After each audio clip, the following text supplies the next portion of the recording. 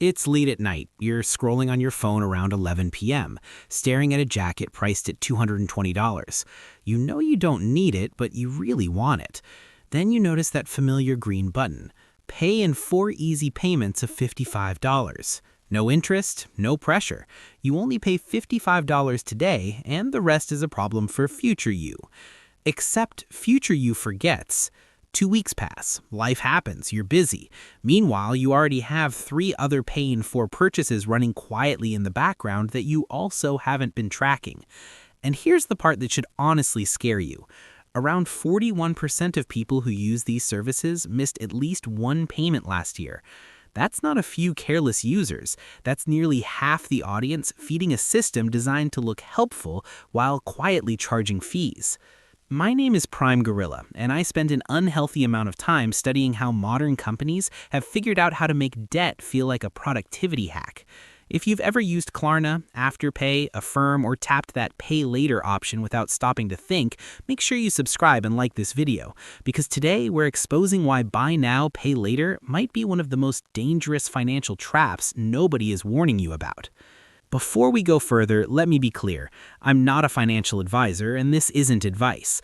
What I am is someone who has watched the BNPL industry explode from a $3 billion niche in 2019 to more than $130 billion by 2026.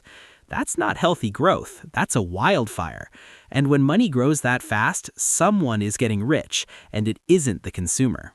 Let's talk numbers, because most people assume this is exaggerated. The Buy Now, Pay Later market in the US crossed $110 billion in 2025. By 2031, projections show it nearing $260 billion. This is a payment method that barely existed 10 years ago, and now moves more money each year than the entire economy of most countries. Over 86 million Americans use BNPL services today. That's about 1 in 4 adults. And it's accelerating, not slowing down. During the 2025 holiday season alone, shoppers spent over $11 billion using BNPL between November and Cyber Monday, a 9% jump from the previous year. Now, here's where the data turns from interesting to alarming. According to the Federal Reserve, nearly 24% of BNPL users made at least 1 late payment last year. That number was just 18% the year before. A separate study found that 29% of users have missed a payment at some point. Among Gen Z, the percentage is even higher. LendingTree reports that 41% of BNPL users were late on a payment within the past year, up from 34%. And only 47% of users actually plan their payments in advance. The rest either loosely track them or completely lose track. More than half of users don't actually know how much they owe or when payments are due. At this point, you might be thinking, at least it's interest-free, that's better than a credit card. And that thought is exactly what these companies want you to have. The truth is, BNPL is only interest-free if you pay on time and only on short-term plans. Miss a payment and Afterpay charges either $9 or 25% of the purchase, whichever's lower. Miss 1 payment on a $60 item and you're instantly down $9. Klarna alone made over $490 million in what competitors openly called junk fees in 2024, around 7% of its revenue, from late fees, reminder fees, and even fees that let you delay payments. Yes, procrastination is now a product. And those longer-term plans, Affirm charges up to 36% APR. That's not innovative finance, that's a credit card wearing better branding. But the real cost of BNPL isn't fees, it's behavior. When you see a $220 item broken into 4 payments, your brain doesn't see $220, it sees $55. This is called the pain of paying effect. Splitting payments reduces psychological discomfort, and studies show people spend significantly more when BNPL is available. One analysis found businesses offering BNPL saw a 27% increase in sales, not because people suddenly needed more stuff, but because the payment structure tricks the brain into feeling safe. Even if you never miss a payment, you still spend more. That 27% bump comes directly from consumers. Picture this, you're shopping for running shoes with an $85 budget. You find a pair for $130. Normally, you'd close the tab, but then you see 4 payments of $32.50. Suddenly, it feels reasonable. you buy them. Then you add socks for $45 or $11 today. Then shorts for $65 or $16 today. You leave the site having spent $240 instead of $85, but it feels like $59. Multiply that behavior across a year, and it's no surprise that 60% of BNPL users report having multiple loans at once, with nearly 1 in 4 juggling 3 simultaneously. And now it gets darker. BNPL is no longer just for clothes and electronics. About 25% of users now finance groceries, up from 14% the year before. 1/3 of Gen Z users have financed supermarket trips. We've normalized debt for milk and bread. You can now use BNPL for food delivery. 4 payments of $4.25 for a burrito that's gone before the first installment hits.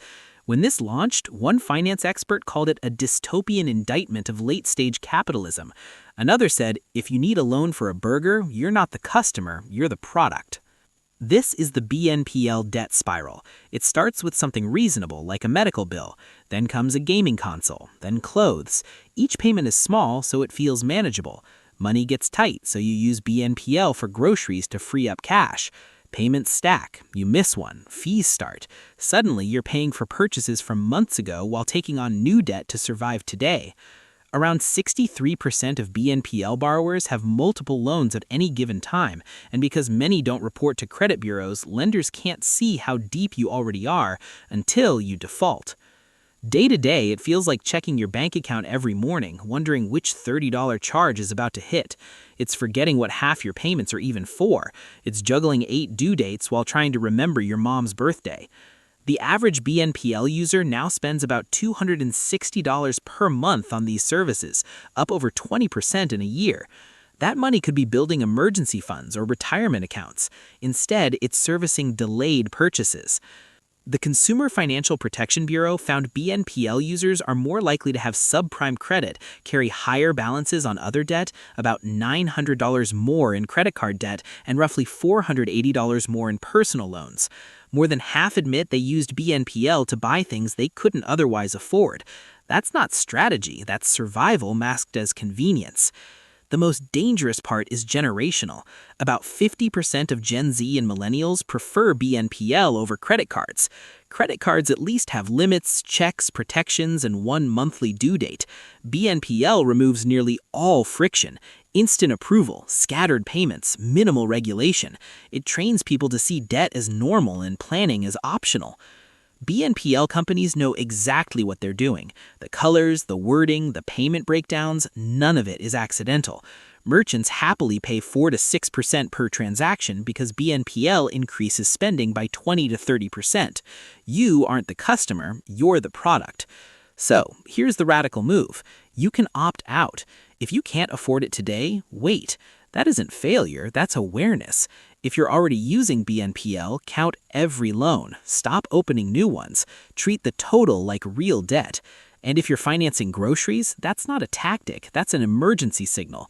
Debt always gets paid. The only question is whether you pay with money, fees, stress, or a future shaped by borrowing. Sometimes the smartest financial decision isn't finding a clever way to buy, it's choosing not to.